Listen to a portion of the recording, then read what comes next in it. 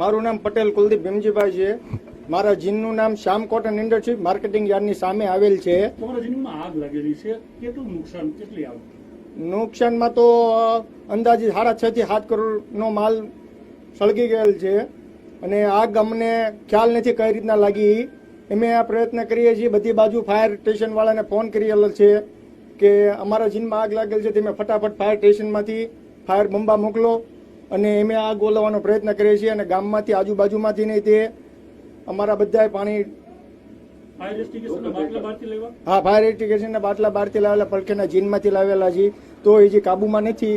અને કાબુમાં હજી બીજી ગાડીઓ, પણ મગાવવા પડ્યા તમારે? પાણીના ટ્રેક્ટર આજુબાજુના ગામડામાંથી ને મગાવવા પડ્યા. એટલું પ્રસરી રહ્યું છે આગ, તો એ કોઈ કાબુમાં નથી. શું કારણથી બહારથી ટેન્કર મગાવવા પડ્યા, ફાયર એક્સટિંગ્વિશરના સિલિન્ડર મગાવવા પડ્યા? તો ફાયરની ગાડીઓ સમયસર કે વ્યવસ્થિત કામ નથી કરી કે આવી નથી? એમે ફાયર સ્ટેશન વાળાને ફોન કરેલ, પણ અડધો પોણો કલાકમાં એક ગાડી એની પહોંચી ગયેલ. ત્યાં તો અમારે જે કેમ્પસમાં માલ હતો એ બધો સળગી ગયેલ હતો અને પવનના કારણે વધારે આગ લાગેલી છે. લાગે છે કે ફાયરની સમયસર સુવિધા ન મળવાના કારણે વધુ નુકસાન છે? હા, નુકસાન વધુ છે. ફાયર સ્ટેશન અમારું ટાઈમે પહોંચ્યું નહીં, નકર અમારી કાબુમાં આવી જાત. બોટાદમાં એક જ ફાયરની ગાડી છે, આટલા બધા જીન છે આ વિસ્તારની અંદર, તો જીનના માલિકોને ચિંતા કેટલી? ચિંતા ઘણી બધી છે.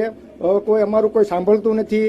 અમને ઘણી રિક્વેસ્ટ કરેલી હતી પહેલાંય તે, અને અમે કરીએ છીએ રિક્વેસ્ટ તે ફાયર સ્ટેશનમાં ફાયરની સગવડતા ફેસિલિટી બધી પૂરી પાડો. આટલો બધો માલ, આટલી બધી આવક, કપાસ આવે, બીજી વસ્તુ કંઈ આવે તો ફાયર સેફટીની કોઈ તકેદારી નથી.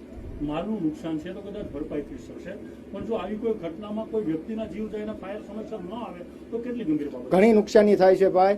આ અમે 2 કલાકથી 3 વાગ્યાનું ચાલુ હતું, 5:30 થયા છે તો હજી કંઈ અમને કોઈ આશ્વાસન બોલું નથી થયું. તમારા માણસોને દોડતા અમે જોયા આગ ઓલવવા માટે થઈ.